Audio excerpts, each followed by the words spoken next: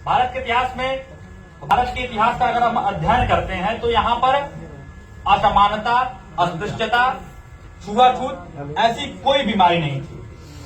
ये सब हमारे इतिहास के साथ छेड़छाड़ का नतीजा है कि आज का नौजवान उस इतिहास को पढ़ता है जो इतिहास वास्तव में आक्रांताओं के द्वारा, मुगलों के द्वारा, अंग्रेजों के द्वारा रचित है, गठित है जी। नहीं तो हम सबको पता है, हम सब यहाँ हैं, हम सबको पता है कि भारत भूमि में भगवान श्री राम की यात्रा जो थी, उस यात्रा में उनका सहयोगी कौन नहीं था।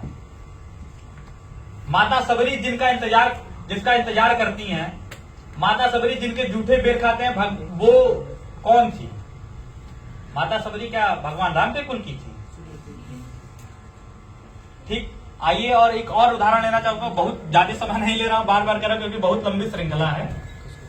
भारत की दो महत्वपूर्ण सांस्कृतिक किताबें जो भारत की संस्कृति को परिभाषित करती हैं, वो दो महत्वपूर्ण किताबें रामायण और महाभारत हैं। उनके रचयिता कौन थे?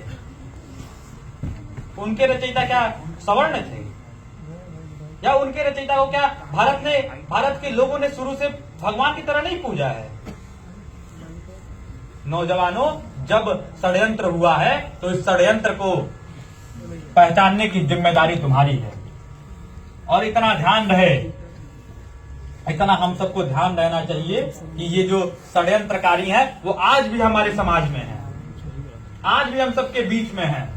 हमारे विश्वविद्यालय में, मैं लखनऊ विश्वविद्यालय में जानता हूं कुछ, लेकिन बस वो सब क्या होता है ना कि एक उनका स्वरूप जब तक छोटा रहता है तब तक कुछ नहीं करते हैं। जहां विकराल स्वरूप में आते हैं, जहां थोड़े से बढ़ जाते हैं तो वो सब आसाम की जो घटनाएं होती हैं वैसी घटनाओं को वो अंजाम देते हैं, वो सब केरल में जो होती है वैसी घटनाओं का अंजाम देते हैं और समाज को तोड़ने का लगातार प्रयत्न करते हैं।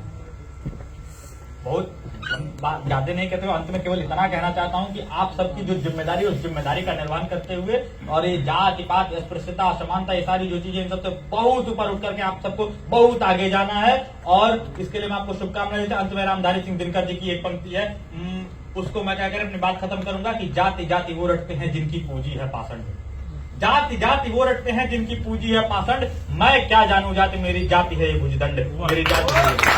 बहुत बहुत